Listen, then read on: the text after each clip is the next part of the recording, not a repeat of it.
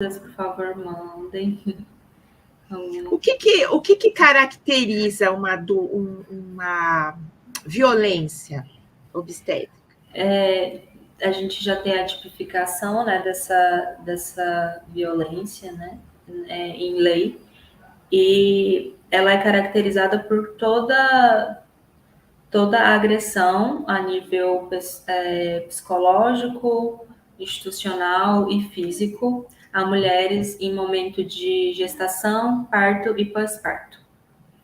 E aí a gente falou um pouquinho da institucional, né? Psicológica, a gente já acabou falando vários momentos, né? Às vezes é esse médico que vai informar alguma decisão que ele tomou, que às vezes é uma decisão que faz sentido, mas ele vai informar e ele não tem o menor cuidado em informar essa situação para a mulher, muitas vezes agride. E coisas.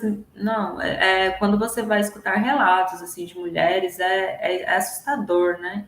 Que, na hora que fez, foi bom, então agora não é para gritar. Os clássicos, né, assim, que assustam muito. E isso de negar, né, negar medicação, negar alívio de dor é extremamente grave. Às vezes, aplicar ocitocina, a ocitocina é um pouco muito comum no Brasil, todo mundo, a grande parte dos hospitais coloca o sorinho, né, que é uma ocitocina sintética, o hormônio que é produzido naturalmente, mas quando ele é colocado assim, é uma quantidade muito grande, que é muito constante, isso gera um aumento da dor muito, muito grande. E especialmente para mim, é um assunto que me preocupa bastante, porque isso aumenta a dor, né, não melhora em nenhum sentido o trabalho de parto. Então, acaba uma forma de tortura, é muito complexo. Mariana, porque é uma forma que eles têm de querer que o parto vá mais rápido, não é? Essa é a intenção. O sorinho para agilizar o trabalho de parto. Por que acontece? É um hormônio que gera contração uterina. Essa contração, então sim, a contração uterina vai aumentar. Mas a gente tem que levar em conta que é um processo fisiológico. Se essa contração uterina não está nessa velocidade, talvez porque não é o momento. Ela ainda está em um processo anterior. A ocitocina é sim interessante em alguns casos, quando a mulher já está lá quase no expulsivo, que é o último período, e aí ela está lá no final, e aí por algum motivo parou. Sei lá, por algum motivo, às vezes é porque a mulher está muito cansada mesmo. Aí às vezes é interessante sim colocar o soro, mas sim, é uma decisão muito, muito bem pensada, né? Não da forma que é usada a todo momento, né? Eu já presenciei muitas vezes esse soro e é muito complexo, porque, por exemplo, quem decide a medicação é a equipe médica, não é a equipe de enfermagem, nem nós enquanto obstetrizes. Então, quando Minha mãe, né? decide, a gente tem que acatar, a gente não pode ir contra. Então, é um desafio, né? Muitas obstetrizes, muitas enfermeiras obstétricas que têm uma outra visão, elas conseguem sim fazer uma diferença e convencendo médicos na equipe que estão trabalhando, mas mesmo assim é muito, muito difícil, né? E um pouquinho da violência da violência física, né? É importante a gente falar da episiotomia, que também é muito usada, também sem indicação de evidência científica nenhuma. Não existem indicação nenhuma, assim, nenhuma mesmo. Nem, por exemplo, a ocitocina a gente tem uma indicação, né? Ela está sendo usada de forma errada, mas tem uma forma certa. A episiotomia não tem. Em todos os estudos feitos, e já tem uma quantidade considerável de estudos de qualidade feitos em várias partes do mundo, não só aqui no país, e que mostram que não ajuda, que a laceração, quando ela acontece de forma natural, mesmo que uma laceração grande, uma laceração de segundo grau, por exemplo, ela é mais segura dessa forma, porque a episiotomia ela vai pegar até o tecido muscular. Ela não fica só na pele, né? Então é realmente um corte, né? Um corte. E aí se usa, né, anestesia, mas enfim, não é usada. E aí muitos momentos essa sutura que é feita depois, né? Às vezes a sutura que a mulher vai precisar é muito pouca. Em equipes de assistência pessoal, né, de parto particular, que é uma equipe para uma mulher só, às vezes às vezes a equipe nem sutura, porque isso vai, como está sendo bem cuidado, limpinho, tudo, ele vai se cicatrizar normalmente.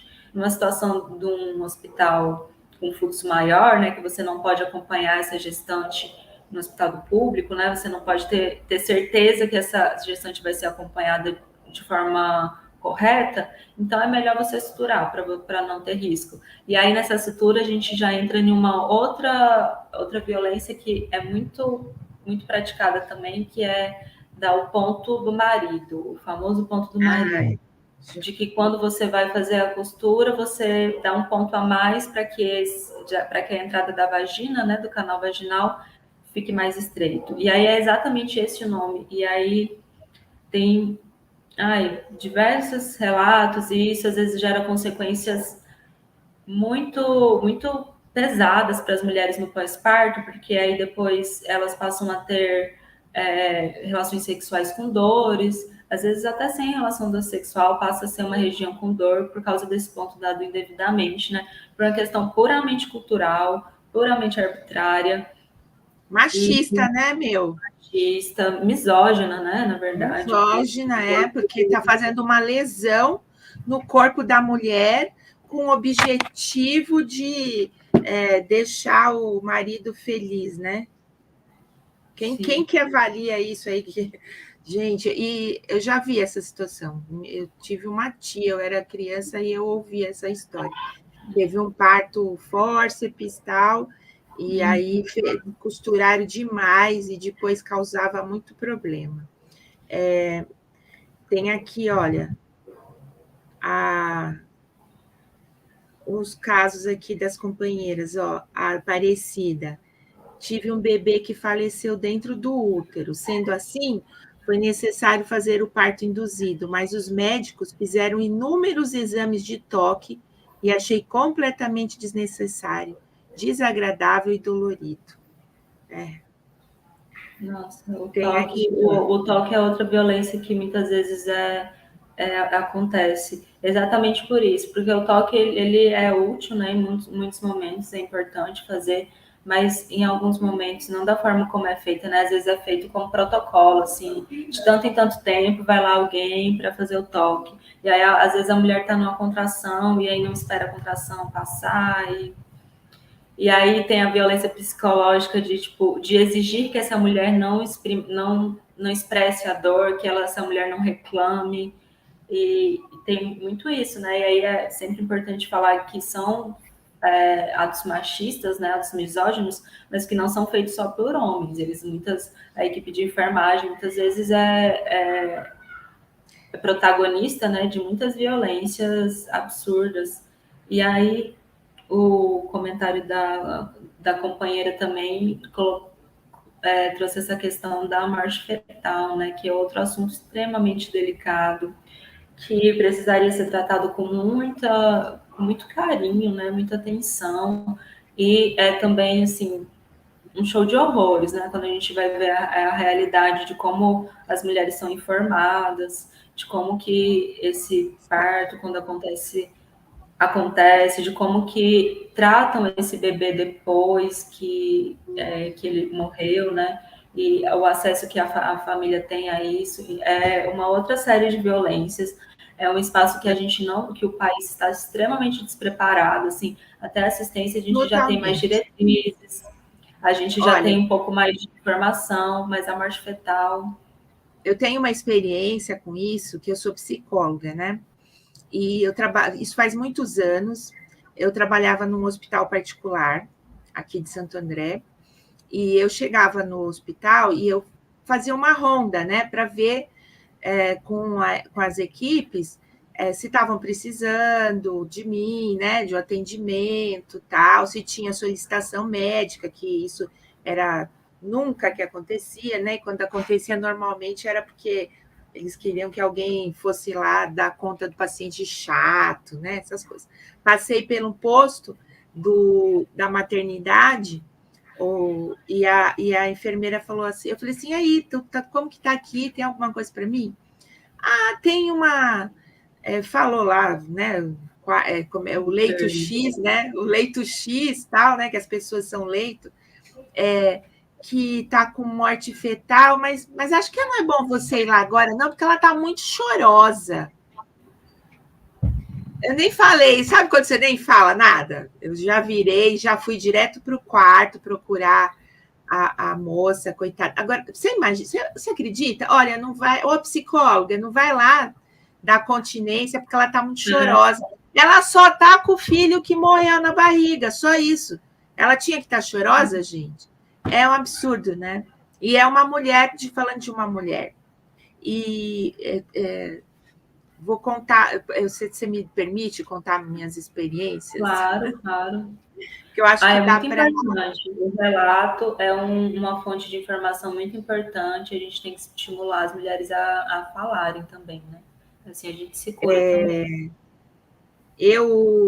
Minha filha tem 29 anos, né? E eu queria um parto normal.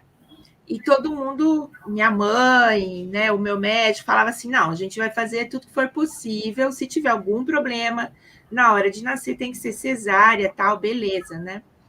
E estava previsto para nascer no dia 12 de outubro, que é feriado, né, gente? Quando foi no dia 2 de outubro, eu fui para minha consulta de pré-natal normal e ele me botou lá na mesa, lá, botou para fazer examinar, né? Na época eu não tinha a menor noção. E lá durante o exame, a minha bolsa estourou. Ele estourou a minha bolsa. Só que ele não falou para mim, vou estourar sua bolsa e vou adiantar o seu parto, né?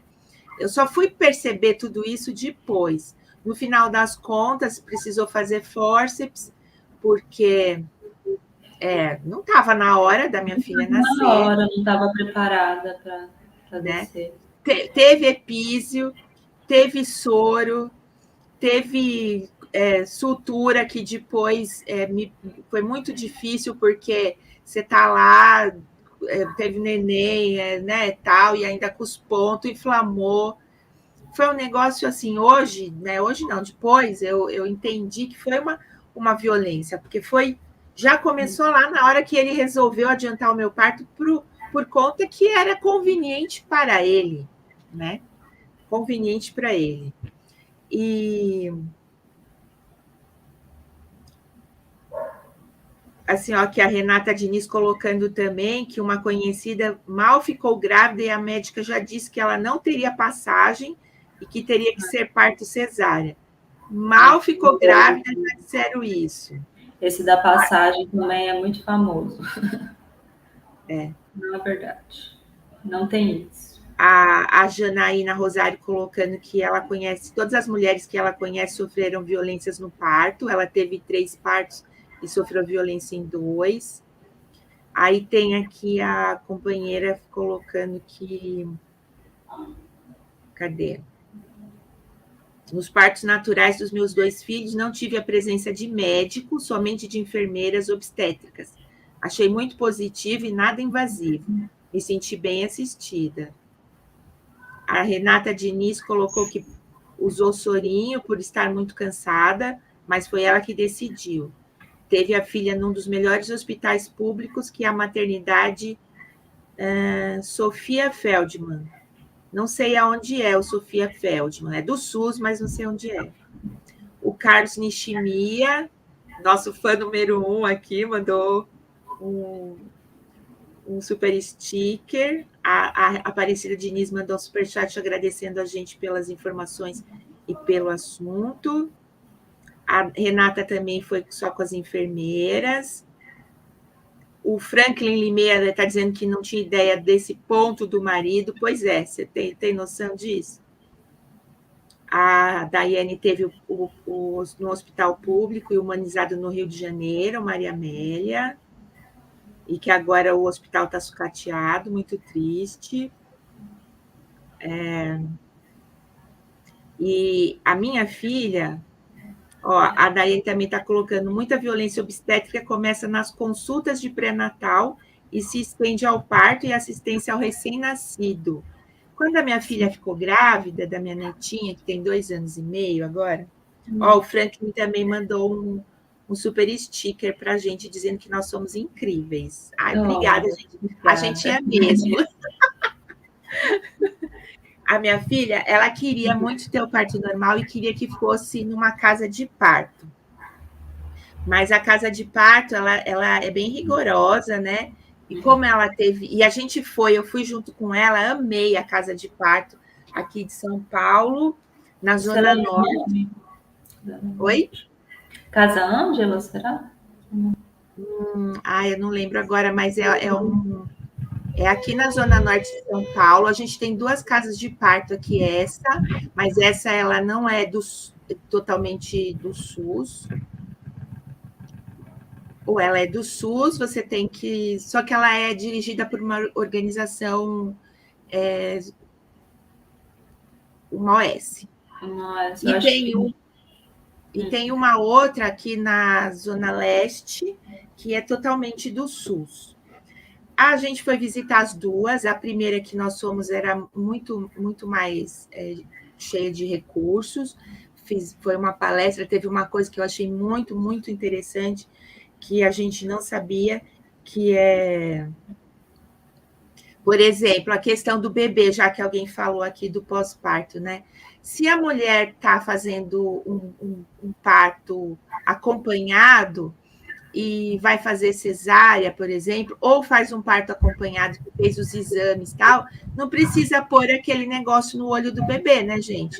Aquele bagulho lá que arde pra caramba. É uma violência. Muitas vezes fazem sem pedir. Como o protocolo também não pode. A minha filha, ela então queria esse parto aí. Só que ela teve problema de de secar a água da bolsa 2 vezes. A primeira vez foi o hospital, ela mora em São Caetano, eu moro em Santo André. O hospital de São Caetano, público, né? Queria fazer já o parto, e seria um parto prematuro.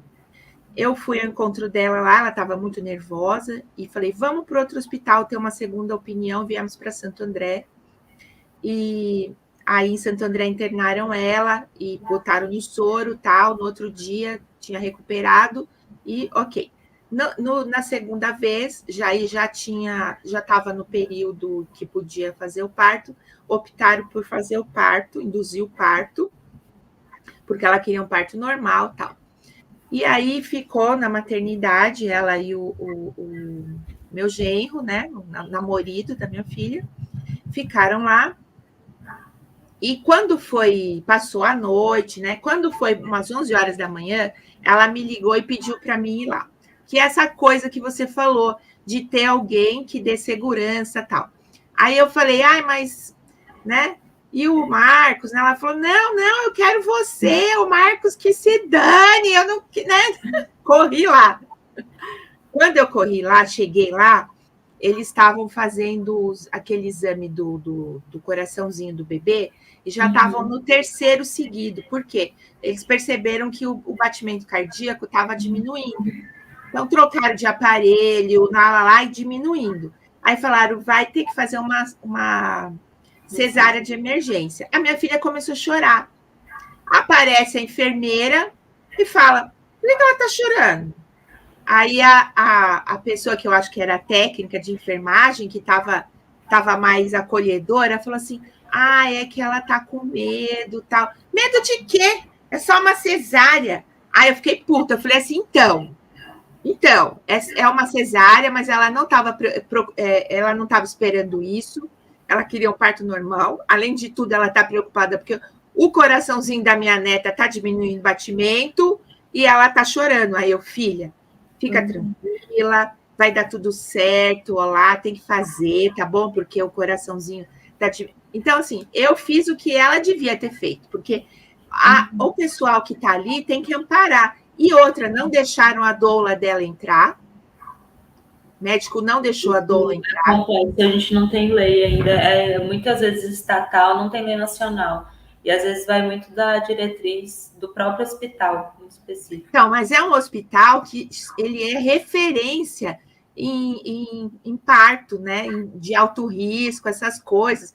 Do SUS, aqui de Santo André. Tinha que ser um hospital extremamente humanizado, né? Uhum. Infelizmente, é o Hospital da Mulher aqui de Santo André, que é nível estadual, né? Nível terciário, mas que está na mão, né, da Faculdade de Medicina do ABC. Então, assim, o que eu já vi lá, experiência pessoal e com a minha filha, é que a humanização deixa a desejar, né? Tem um pessoal que é aberto e que aceita a doula, que investe nisso, mas é um grupo menor. A maior parte desse hospital é mais, né? Então, assim, é muito triste isso, porque depois que você tem conhecimento de como pode ser um parto, eu tenho uma colega que teve um parto ruim e um parto humanizado legal, e ela fala a diferença que foi para ela das duas experiências e como foi, tipo assim, a dor que ela teve, essas coisas acabaram ficando secundária por tudo que ela teve de acolhimento, de trabalho com isso, porque quando você tem esse acolhimento, né, você suporta a dor melhor, você, né? Não é, Mariana? Sim, e libera hormônios que funcionam também quimicamente para acalmar essa dor, né? E a gente fala que é uma dor fisiológica, né? É uma dor absurda, não duvidem jamais.